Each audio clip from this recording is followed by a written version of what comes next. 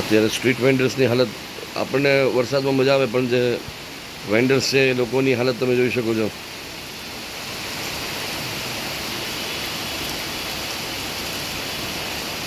વરસતા વરસાદમાં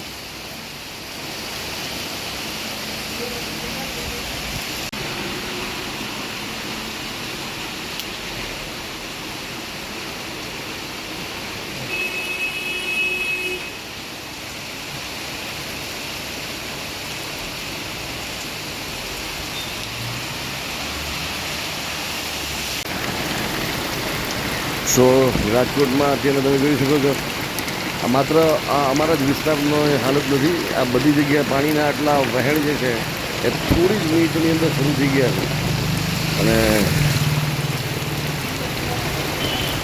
વાહનો પણ બિચારા કઈ રીતે કંટ્રોલ કરી શકે. તમે જુઓ, માણસની હાલત તો પણ દયાજનક લાગે, પણ આ જુઓ તમે, મેં મારી ડેલી ખુલ્લી મૂકી દીધી, દરવાજો ખુલ્લો મૂકી દીધો હતો છતાંય. અને અત્યારના તો મને એવું લાગે છે કે શેરીની અંદર રમવાની ઈચ્છા થઈ છે. જુઓ,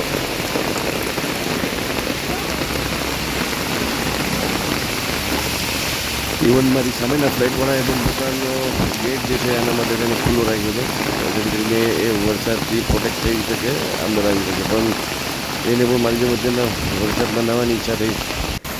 ગુડ બોક્સમાં આપનું સ્વાગત છે. હું છું સમીર ને રાજકોટમાં મેઘરાજાની સટ્ટા સટી દેવ ધનાદન. એકચ્યુઅલી બીજું કાંઈ પણ બોલવું એની પહેલાં તમારા મનમાં એક સવાલ આવ્યો છે કે ભાઈ આટલા દિવસથી હતા ક્યાં તમે? અરે ભાઈ, એકચ્યુઅલી એની પાછળના બે રીઝન્સ છે.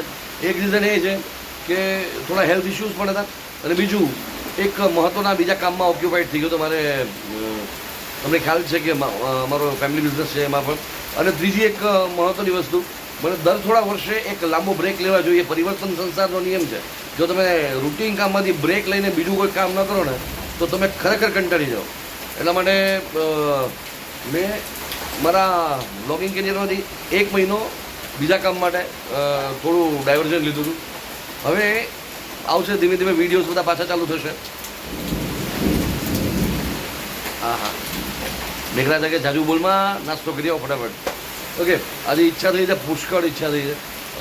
વડાપાઉં ખાઈએ અને કાં મસ્ત ગરમા ગરમ ઘરે પુડલા ખાઈએ. વડાપાઉં ખાવા જવા સુધી બાઇક લઈને જાઓ કે કાર લઈને જાઓ એક સવાલ છે. વીજળી ધબધબાટી બોલાવી રહી છે. Let's see. તમારા શહેરમાં કે તમારા ગામમાં કેવો વરસાદ છે નીચે કમેન્ટમાં કહેવાનું ભૂલતા નહીં.